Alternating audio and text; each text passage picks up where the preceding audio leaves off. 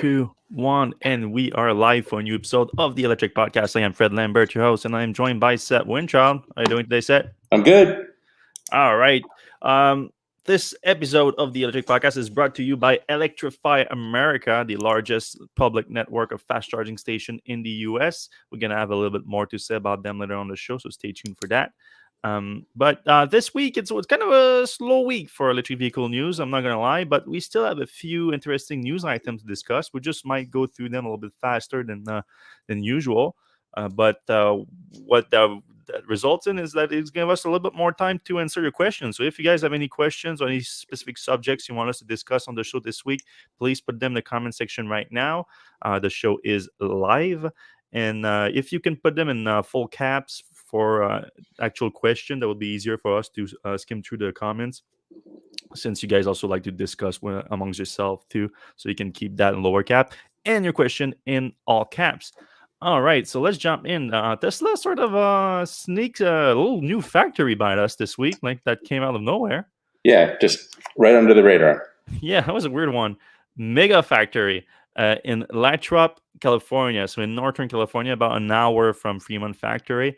Tesla already used that little city of like 20, 30,000 people for some kind of logistic hub. They have a lot of warehouses there, a few manufacturing operation too, but mostly a logistic hub where they would move parts around, stored in them, and it's a well located between the Gigafactory Nevada and Fremont Factory. But now they open a brand new, what they are calling a factory. They're calling it a mega factory, as you can see here, and it's to produce the Megapack. So that's what, hence the name Mega Factory. So it's not a Gigafactory.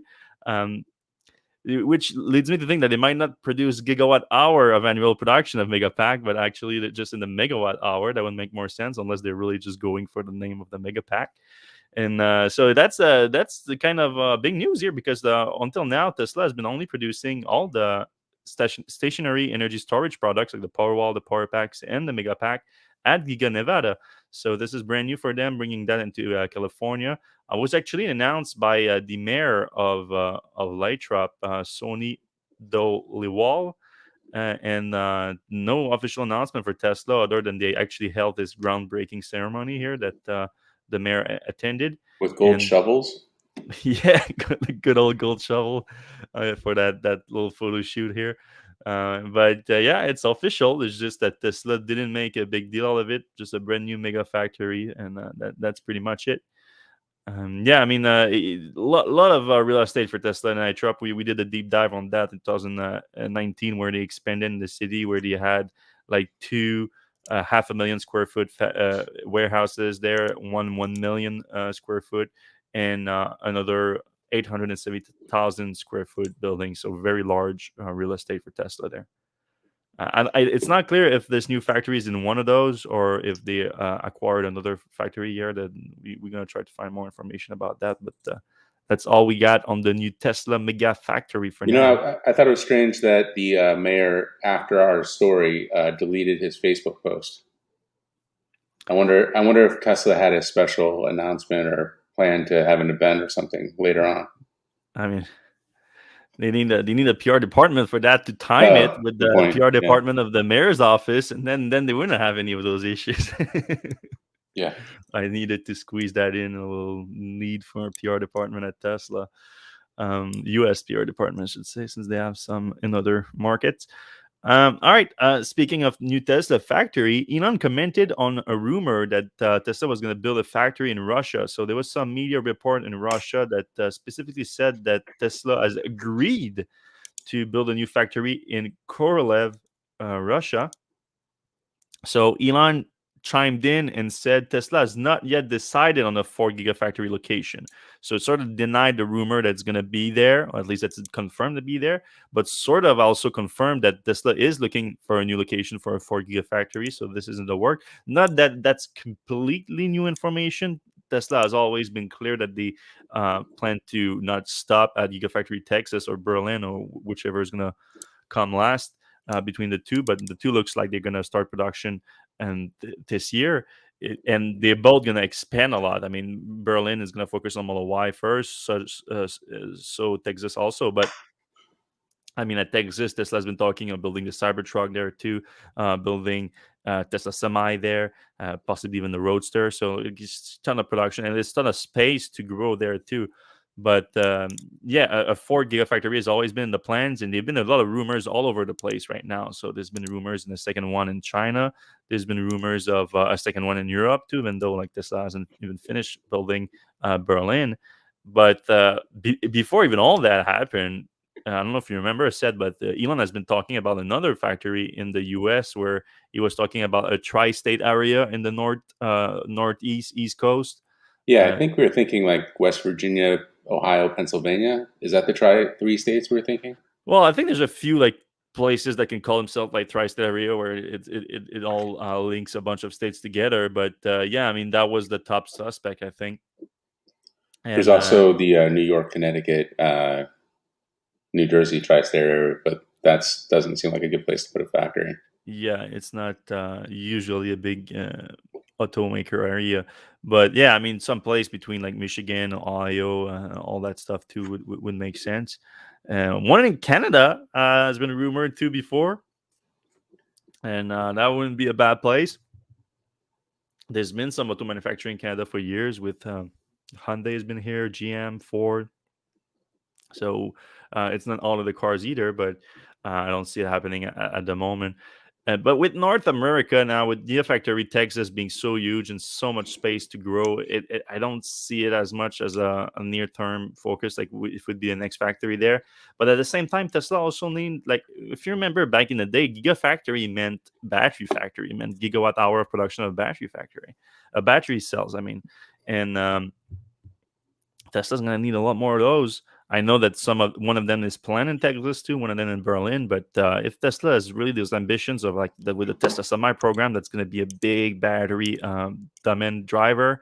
They're going to have to build new battery manufacturing capacity, and another one in the U.S. It's very likely to happen or to be confirmed. I think within the next year or two, I would say. But also one in Europe and Asia would make sense also. So. Yeah. All right, we got good news for solar roof buyers. So if you remember earlier this year, Tesla has a big price hike on the solar roof tiles, 50 to 150% in some cases. It was based on a new roof complexity factor that Tesla had it in, as if they didn't know that some roof could be more complex than others before that, but they decided to had that, I should say, earlier this year.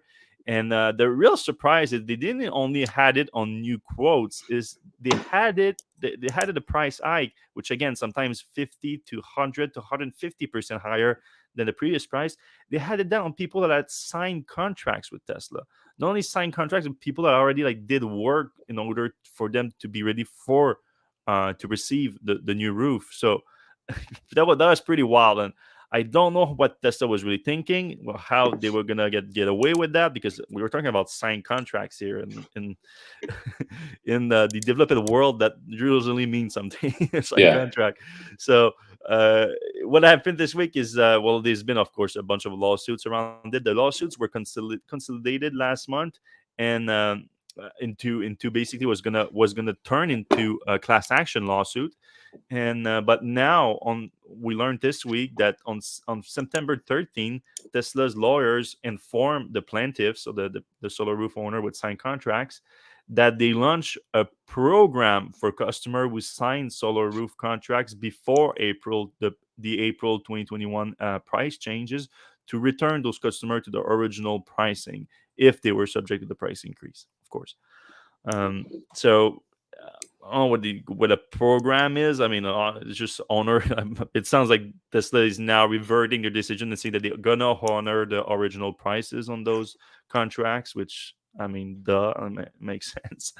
Um, but yeah, I mean, it's one of those things where, even though I think Tesla is an awesome company doing great things, every now and again they screw up. They do things that they shouldn't be doing, and that was one of them. So it's a good example that we need to stay vigilant about that stuff, that even like great companies doing great things for humanity and for the environment can do mistakes sometimes.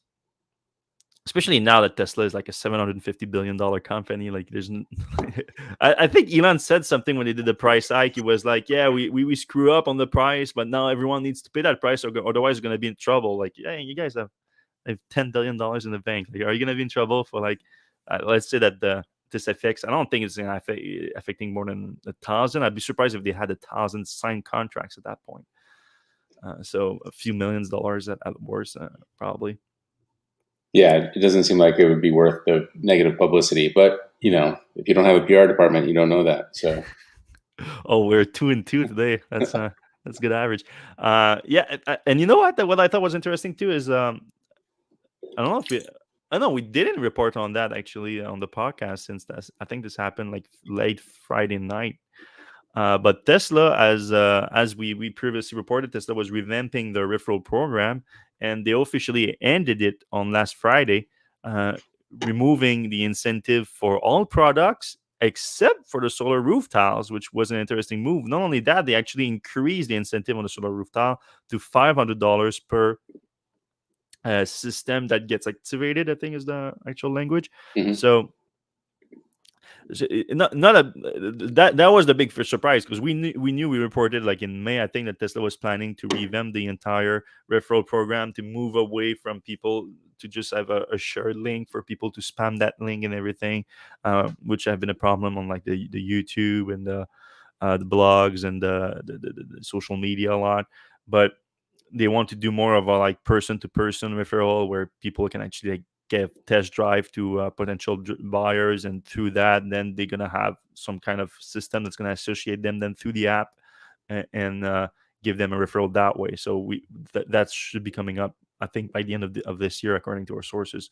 um, but the surprise here is that when Tesla ended the whole program Friday, they actually kept it for the solar roof. So one could argue that that means that Tesla is having some demand issue with the solar roof, which again wouldn't be too surprising after the incredible price increase that happened earlier this year, and some of also the bad press around it. Like we've seen some horrible customer stories, some good ones too. To be fair, a lot of people do like their um, do like the solar roof, but there's been a lot of growing pains for the program at Tesla, to say the least.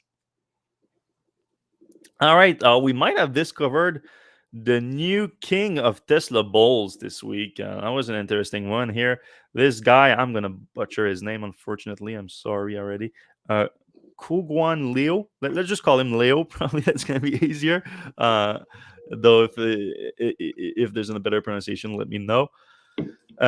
This guy is a Chinese American billionaire, quite a wealthy fella, but he went under the radar. I mean, if you until yesterday when I posted an article on him, if you Google his name, there's like nothing coming up basically other than like his bio on his company page.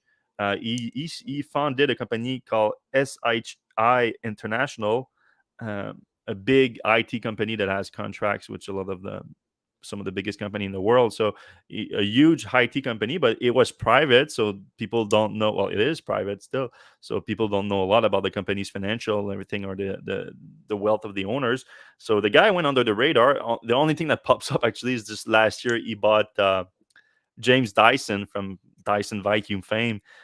He bought their is the guy, the founder, James Dyson's, the penthouse that he had in Singapore, like a giant like $50 million penthouse. Of course, when that happens, that generates some headlines. But the only thing was like a mention that Leo bought, like he was the buyer in it. Like no, not much more information on him than that. But the guy started a Twitter account this week, and he a lot of his not this week, but over the last few months, well, he's been using it a lot more this week, and he commented a lot on Tesla, and he started saying some wild things about Tesla, including the fact that he was the third largest individual shareholder in Tesla, which quite a claim, really, Who's because 1 and 2? Elon and Okay. Larry Ellison. Oh, that's right, Larry. Yeah. Hmm. So Ellison, the founder of Oracle and one of the richest men in America, he did an early, I think, investment in Tesla, Larry, and then when Elon made him board member, he invested like $1 billion something dollars. in the company at a very good timing of it, and that blew up. I think his stake is now worth like 12 or 13 billion dollars in Tesla. So it's a big part of his wealth now. Still not as much as Oracle, but still. Yeah, I was going to say he was quite rich before getting very rich on Tesla. Yeah, exactly. By itself. But this guy Leo is another deal. Like, to be honest, again, since his company is private, we don't know exactly how much he's worth. I'm sure he was a billionaire before Tesla and everything, but probably not like Larry Ellison type of billionaire. And he disclosed that with his third largest, being the third largest investor in Tesla, with 6.2 million shares, which at today's price would put the value of his stakes in Tesla at 4.6 billion. And a lot of people sort of started like questioning him, like, who are you? Like, how did you even like build that kind of portfolio and that kind of position on Tesla and everything? And people started challenging that it makes no sense. The guy is not verified on Twitter, not that means anything. But people question whether it was really him, and if he really had that kind of stake. But in defending himself on Twitter, he sort of summoned Martin Viecha, who's the head of investor relations at Tesla, and Martin just confirmed it. It was like, yeah, this guy is the third largest investor. So the thing is that it couldn't be confirmed with public records because Leo apparently holds his stake in a bunch of different accounts with different banks, and I assume that those are linked to different holding companies and things like that would result in not having a consolidated stakes. But at the same time, I don't think his stake is worth nowhere near 5%, which is, I think, the disclosure limit for the SEC to disclose an actual like large shareholder. So it's not that they would be public anyway. But yeah, the guy has bigger stakes than Baron Capital, another big cheerleader of Tesla, and ARK Invest, and that's the thing that's got him started on Twitter to post a lot, because there was some controversy over ARK and who's the founder of ARK? Cathie Wood. Cathie Wood, yeah. That like she went on Yahoo Finance last week or the week before that, and she started like harping about we have a $3,000 price target on Tesla and everything. And just as she said that, she started unloading Tesla shares at the same time, which is not a good look. Of course, she claims that it's because of restructuring of her portfolio, which is super Tesla heavy and everything, which is a good explanation. But at the same time, just the timing is just not good. You don't go publicly telling the public and individual investors like, hey, I think this stock is worth $3,000, and at the same time you unload it on them. It's just not a good look. But Leo here, we went on Twitter, and he said that it doesn't matter because he's going to buy all those shares from ARK anyway, that he's willing to buy more than whatever ARK can sell.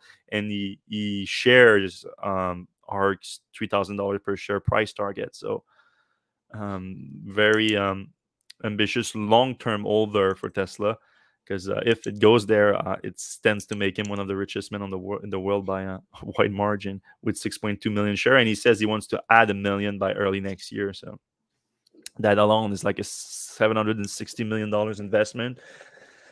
So yeah, the guy is no joke. I mean, congrats on him. That's to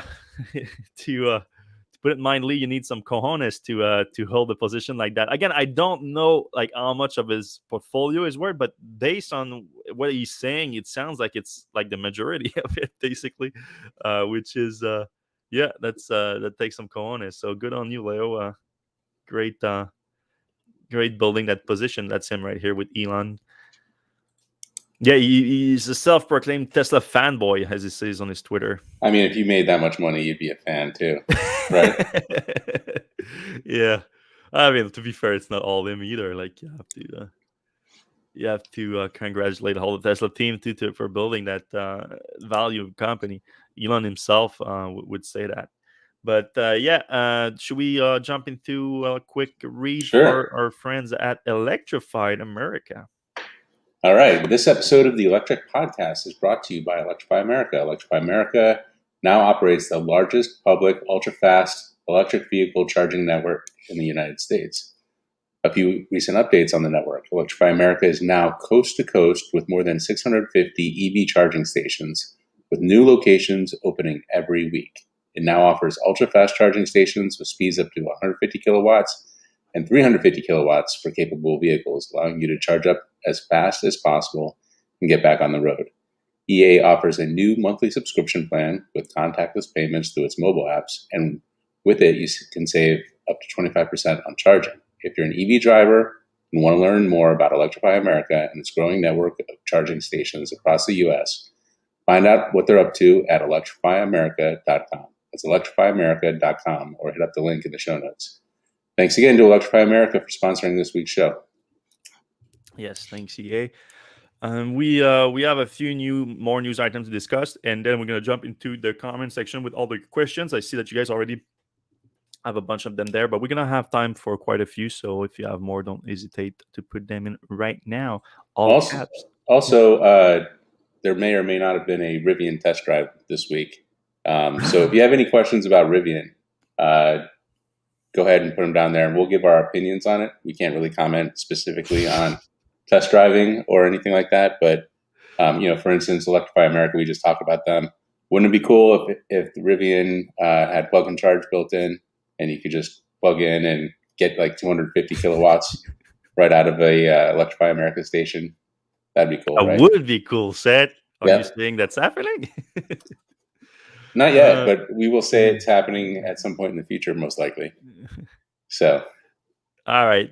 Before we get to that, make sure to put them in the comment section. But we have a few news items to discuss, including the launch of the Q4 e-tron in the US this week. We already knew all the specs on the car, so it's not much news there. But the pricing is what's news here, and it's decent. It's more than decent, actually. It's very good pricing.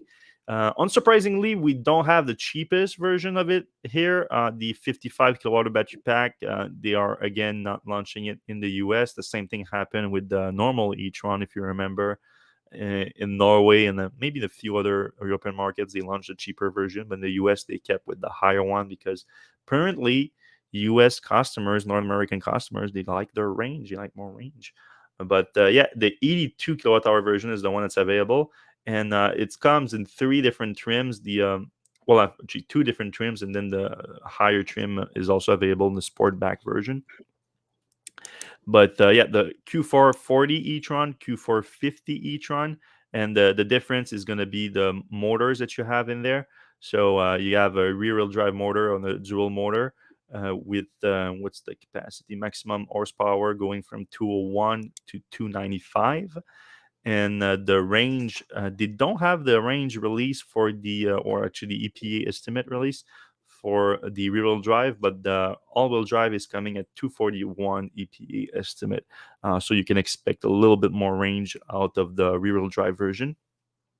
When we come to pricing, 43,900 for the rear-wheel drive and 49,90 for the all-wheel drive. So this is on point, if not a little better than we were expecting. With the incentive being up in the air right now, we know that the reform is coming. What exact shape it's going to come in, we don't know yet, because as it goes through the legislative process, it can change a little bit. But right now, it's between 7,500 and up to 12,500. So big difference. But for now, if we take aside the reform, Audi still has access to the 7,500, so you can apply that to the base price, and you get a price of $36,400 after incentive for the base version, and that base version that's the price everywhere. Like if you're in California, if you're in New York, you get 2,500 more. I think is that it? Set in New York. In New York, you get 2,000 more, but that's more at point of purchase. Yeah. This thing actually looks a little bit like the Volvo C40, like the fastback version of the Volvo 40. I don't know. I just saw it this time, but that'll give Volvo maybe a reason to drop their price a little bit or something. Yeah. I got to test drive it real quick in Germany last week, like real quick in 30 minutes in bumper to bumper traffic, basically. So it wasn't a great experience, I gotta say, but I liked it. I like the car itself. It's a great car. It's definitely gonna be like a Model Y competitor in terms of size and performance. You do get the cheaper pricing with the rear-wheel drive version for sure. So it's a lower market. It's going to be easier to access for some people. However, the when it comes to you kind of have to compare it with the all-wheel drive because the Model Y so far only comes with all-wheel drive, and it's still cheaper before incentive. I think if you what's the price of the Model Y right now in the U.S. I think it's 44. I wanted 54. I mean, if I'm not mistaken. I don't know. I'm trying to confirm it right now. It's gonna take a quick second. US pricing 48. No, that's the price. So yeah, $54,000 for the long range. Of course, you do get more range, so it's not an exact comparison. But with the federal incentive and combined with the lower pricing to start with, the lower MSRP, I think the Audi's going to find a good market for this car, in my opinion. I agree. It's a good looking car. Yeah, Great price. it does what it says, and it's. I mean, obviously the efficiency is not quite there because we're talking about a bigger battery pack than you will find in the Model Y with a shorter range, with the same size roughly. But we also know that Audi has been known to leave a big buffer on that battery pack. So, and they have a good performance in terms of charging too, partly because of that big buffer. So, a lot of advantage here that are could consider. All right, let's see what's next. All right, now we're going to discuss Honda and Toyota a little bit because I mean, the more I'm seeing from them and Honda at this big announcement this week about their electric vehicle plans in the U.S. or in North America, and the more I see from them, the more I'm like, Eesh, I don't Nice. think They got a Honda ad up there too. they're gonna what? There's a Honda ad. The best-selling car in Canada for 23 years. For how many more, though? That's the big question here because I think soon enough the best-selling car in Canada is going to be an electric car. It's going to happen faster than you think, and it's not going to be a Honda. That's for sure because, as you know, right now the only Honda electric that you can buy, and you can even buy it in North America, is the Honda E, and it's kind of just of a city car. Not a bad electric car, but it's a Yeah, it's city a cute car. car. Yeah, it's a fun little retro-looking car and everything, and it has some great features, but it's limited in range and charging capacity, and it's made for city driving. I It's think not I think the Clarity, isn't there a Clarity full EV, or is that just, yeah. I mean, but that's like that's is that even still for sale? I think I like, don't and even then know. also if they sell any, it's like a dozen per year or something like Right. that. And I'm barely exaggerating here.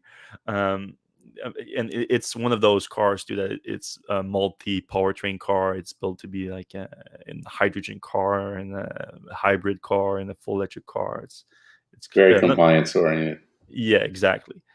In terms of actual plans for volume production electric vehicle, and that's what they call the Prologue. They call the Prologue electric SUV their first volume production BEV, and it's coming in 2024. And today, what they announced is that they're planning for a capacity of 70,000 vehicles. Sorry, 70,000 in 2024. That's all they're gonna have in the U.S. They are gonna be ready to sell 70,000 electric vehicles in 3 years from now. Pathetic. Yeah, pathetic. That was what my headline was saying, and because that's the only word I can come up with. It's ridiculous, really. That's what they are, and not only that, the part that blows my mind is Honda, like someone that's for years, for decades, was considered a leader in powertrains, in combustion engine powertrain. They are basically giving up the equivalent for electric vehicle, the electric powertrain. They're gonna use the GM Ultium platform for this car here. So Crazy. their first volume battery electric vehicle, first like meaningful electric vehicle from Honda coming to North America is gonna come in 3 years' time with only 70,000 capacity, and it's gonna be completely reliant on GM. It's the debt warrant. That's what it is. They're signing a debt warrant here, or they are basically saying we're giving up on the North American market, a very important market for them. Again, all new 2022 Honda Civic, best selling car in Canada for 23 years, giving up on it. It's wild. It's pretty wild. And then their compatriot in Japan, Toyota, is not much better. And now they're even facing some boycotts. We got an email from the founder of Plug in America, Paul Scott, and he's leading right now a boycott of Toyota, and they have people um, doing demonstration in front of the Toyota Santa Monica location, and they're trying to enforce a boycott of the brand over their continuous nonsensical lobbying of the U.S. government to slow down electric vehicle adoption. So we reported on that plenty of times before, but they are opposing the reform to the incentive with the removal of the 200,000 vehicle deliveries per manufacturer. And of course, there's some other automakers that are opposing that, especially more recently because of the addition of the union bonus that's associated with it, the $4,500 bonus for if the cars have been assembled at the union factory. Now Toyota is saying that that's the reason they're opposing that the latest legislation, because of that, and their factories don't have any are not unionized, though they also don't produce electric vehicles, so I don't know what they're worried about. But the real thing here is that Toyota was also opposing the reform before that was put in. So it's obviously not about that. It's about incentivizing electric vehicle purchase, which they're not ready for because they don't produce any, just like Honda. So, but they have been actively lobbying the government against that, and I mean, I'm sure Toyota has been doing some of the same thing too, but not as obvious as Toyota, and it's certainly not as like outspoken about it as Toyota, and as they've really invested into the lobbying against it, and they are starting to pay the price. Uh, Separately, Plug-in America, the Union of Concerned Scientists, Sierra Club, a bunch of environmentalist club sent a letter this week to Toyota, to the head of Toyota North America, Mr. Tetsuo Ted Ogawa, and to meet with him and to try to basically make him see reason that this is not the right approach, and this is not what's going to lead them to success in the North American market, because it is moving to all electric vehicle and it's going to happen fast. So they're trying to meet with him. I don't know if that's going to be a successful effort, but at least they are giving a shot. So kudos to them for that. But yeah, what we put on the Lightener podcast today, ToyotaHonda signing their debt warrant. That's my feeling right now. Like, unless there's a massive shift in their thinking, like right now, like literally like this week or this month, I think it's gonna be too late for them. Otherwise, like those are huge companies that move extremely slowly. I don't know, Seth, do you see any potential way for them to come out on top here or no? I mean, Toyota's got their solid state plan, I guess. Toyota's Mhm. got some outs, I guess. I don't know. Honda just seems like that they don't. It doesn't seem like they believe the Earth is going to exist in like 5 years. Like they're just going out, in style and get gas cars, whatever. Doesn't seem like they're planning for the future at all. Um, Toyota, like they have a lot of money right now. I think the second biggest Yeah, car yeah. company in the world. They could always, they could buy like Lucid, or they could buy, some other bunches of companies and figure things out. Yeah, we've talked about the Lucid acquisition before. I think, I mean, if Apple was to approach Lucid, I think Lucid would be willing to discuss it right now. But honestly, I think Toyota approached Lucid right now, and they would need to be like in real trouble, like in need of money for them to try to get that, because I think they would not see that, like, this, giving up or like Right. something. All right. Last week we talked about JB Straubel's Redwood Materials announcing a big deal that they are expanding for just battery recycling into the production of anode and cathode materials, like new anode and cathode materials with a mix of battery recycling materials in it. And they are planning a big factory in North America, and location that hasn't been confirmed yet, but that are going to have a capacity of 100 gigawatt hour per year, which is significant, and they plan to grow that to 500 gigawatt a year by the end of the decade, I think. So very big plan, massive change of plan for. But I don't think it was a change of plan. I think it was always in the cards for them. It's just that they didn't make that public really until last week. But when they made an announcement, it was clear to me in the announcement, like, has to be like a big customer behind that, like a deal that is enabling that for them to plan this kind of capacity. There has to be some kind offset agreement in the work. And sure enough, this week they announced a big deal with Ford, a partnership on battery recycling and an entire closed loop in their battery supply chain that Redwood's going to help Ford with. And on top of that, when it comes to the battery material factory that we just discussed, they're also talking about uh, as part of this relationship, we're discussing how Redwood could supply Ford's American battery facilities to ensure steady domestic source of sustainable battery materials to fill the production of Ford electric vehicles. So they are in talk basically for an offset agreement on that new factory that they're talking about. So good on Ford to try to secure more battery material because obviously this is the starting point for achieving volume production of a vehicle. You need to secure battery supply, and to secure battery supply, you need to secure battery material supply. So this is how you do it. It's a pretty sweet looking factory, by the way. Yeah, it's a You nice got the render. you got the solar panels, looking pretty good. Yeah, and I like the Redwood logo with Yeah. the logo with the infinite sign for the 2.0 because it's a closed loop and everything. It's a cool little brand that they have there. But congrats on JB. Uh, Great progress there on the front because this is a big part of how we're gonna make electric vehicles sustainable. It's gonna be battery recycling and integrating the recycling materials into new production, and that's exactly what this guy's doing. So keep at it. All right, so we jump into the comment section. Yep. All right. Stefan Schnaubberger, if that's his real name. I hope it, whatever. If it is, that's great. What's the word on Model 3 Performance version 2? Yeah, there's been a bunch of rumors on that as of late. There's little parts and things like that, parts numbers that appear in the Tesla parts catalog, but there's nothing concrete right now. And I don't report as much on the parts catalog stuff before because we've been burned by that. Tesla had things in there that never happens or like it's not ideal. I'm keeping an eye on it because obviously it's something that could have happened. I mean, multi performance is 3 years old at this point, three or 4 years old, 3.5 years old, something like that. So a good update would make sense. Tesla has made efficiency improvement and power efficiency in its motor and everything like that. So we could see some of the improvement that were released in the Model S, the new Model S, make its way downstream to Model 3. Wouldn't be too surprising. All right. XD1 says, where do you think the newest Tesla factory will be? Yeah, we talked a bit about that, but you know what? I think I think another one in China would be most likely the first thing to happen here. Yeah, they need a battery factory there.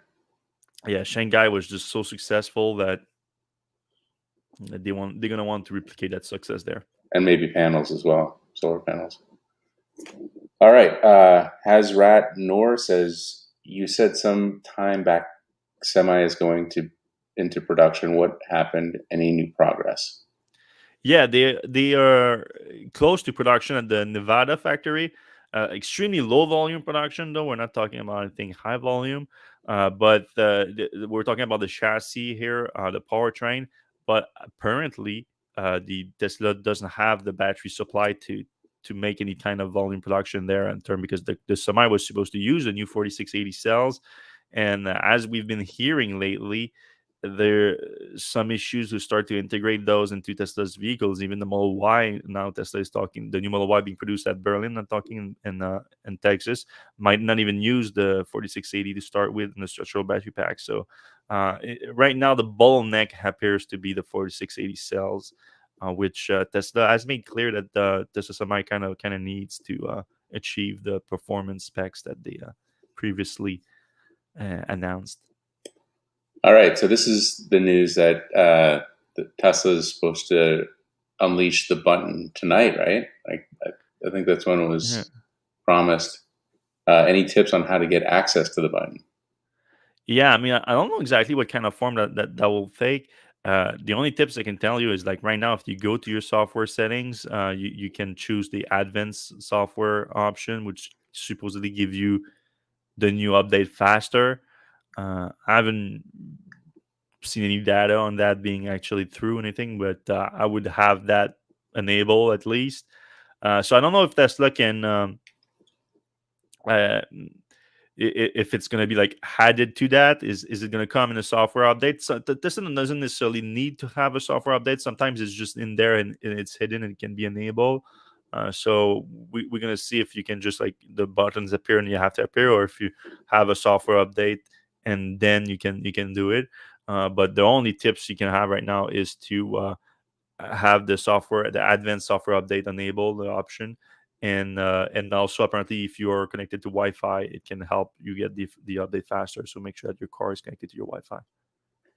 So also, would it help if you like pulled up to a Tesla service station and connected to that Wi-Fi?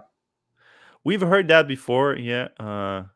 If it's an option for you, if you're close enough, maybe give it a shot, yeah. I heard said that you plan to stay up all night tonight and sleep in your car to be ready to get the update in as soon as it appears. Am I right? No. Although tomorrow morning I'm going to wake up and I'm going to check for the button, and when it's not there, I'm not going to be surprised. And I hope I'm wrong. I hope it's there, and I hope I spend tomorrow driving around full self-driving, and then it gets taken away from me. All right. When will Tesla offer a standard range Model Y with LFP in the U.S.? I mean, the standard range Model Y came out for like half a no, was it? I'm getting them confused. Was it the standard range or was it the rear-wheel drive that came out briefly? I think it was the rear-wheel drive. I mean, Tesla has been kind of reticent to do that. It feels like in the US, and I don't understand it because you can sell more cars if you have less. Like if batteries are a bottleneck, you can sell more cars by having fewer batteries in them, and people will buy them too. Just like people are gonna buy this Audi Q4 e-tron with the lower range, like it has like almost 100 miles less range than the Model Y now, based on the EPA standard, and it's still gonna sell. So I would like to see that happening. I would like to see that release. LFP. I mean, sure. Like if they can make it, and apparently they can with the Model 3. So I'm sure the Model Y is not too far off if it's possible. So yeah. Yeah, maybe they can get the price down below 40,000 or something. Maybe not that low, but yeah.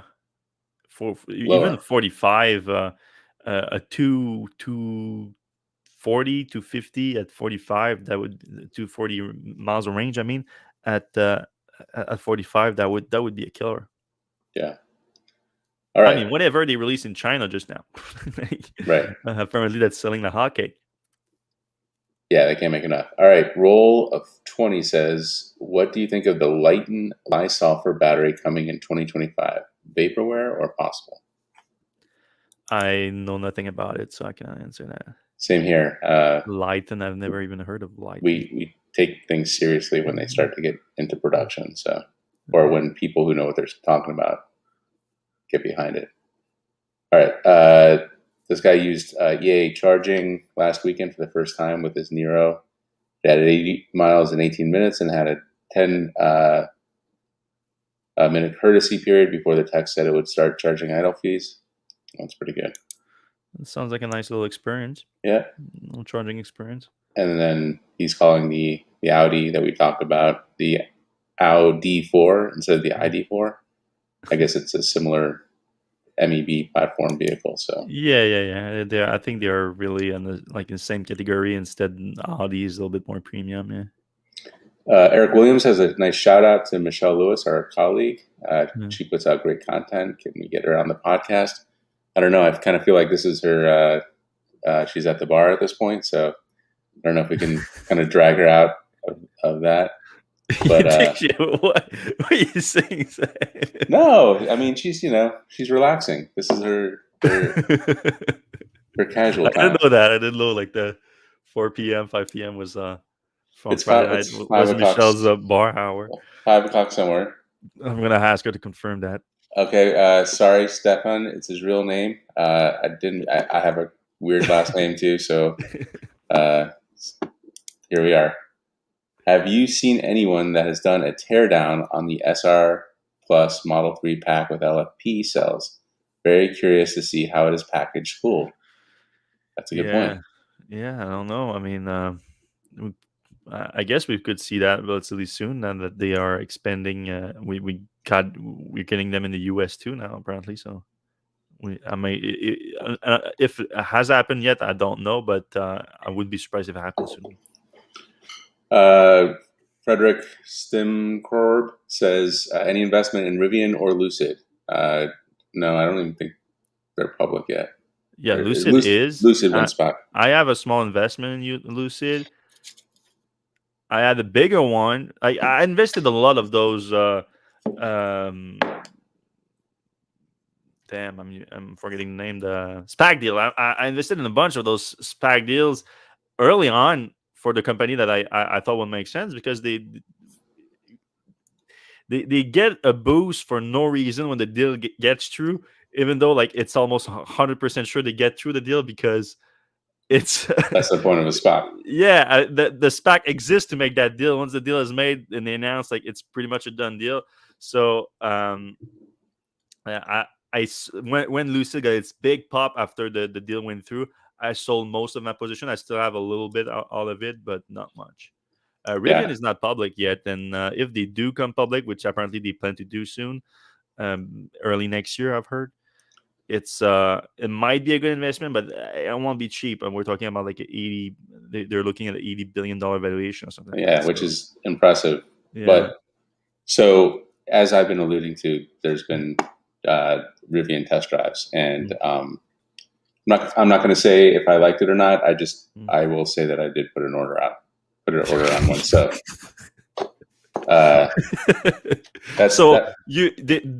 what you're saying, the information that you're releasing right now is that you heard that there's been media test drive of the Rivian. That's correct.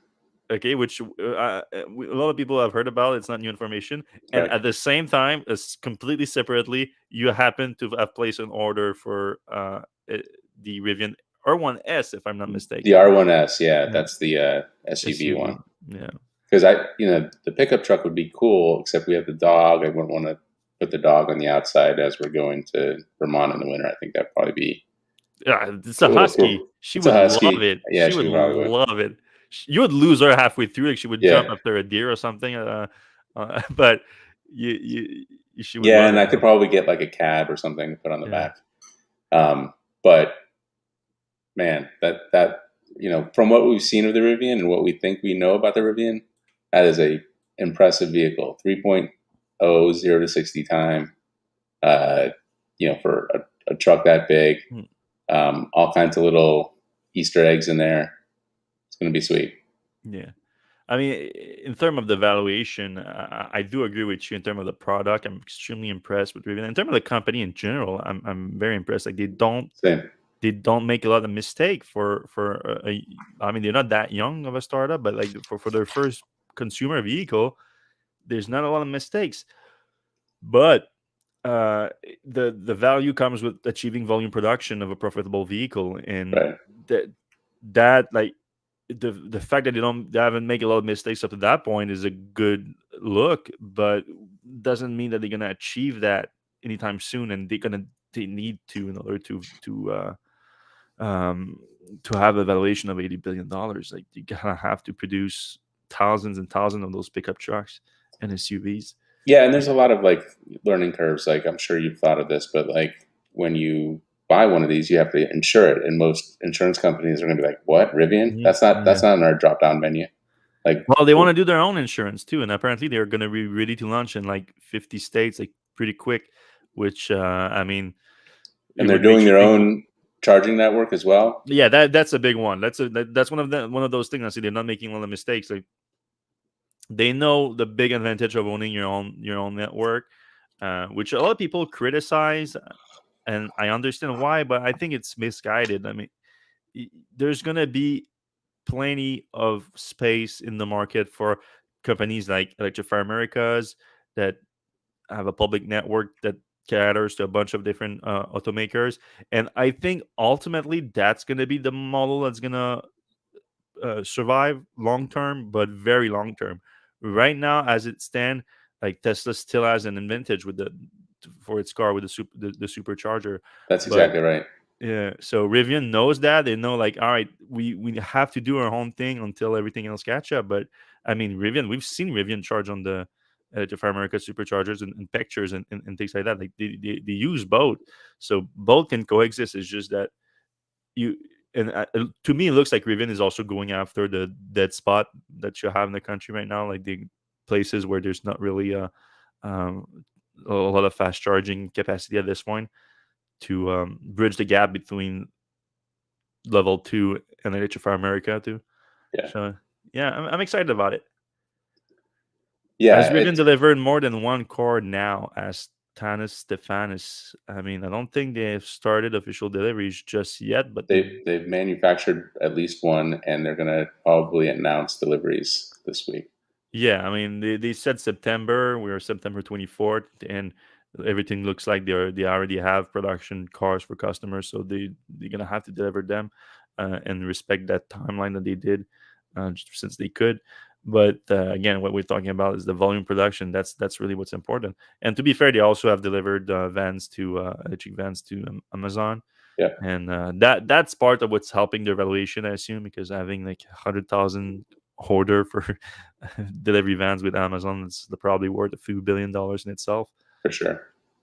And that's just gonna keep coming.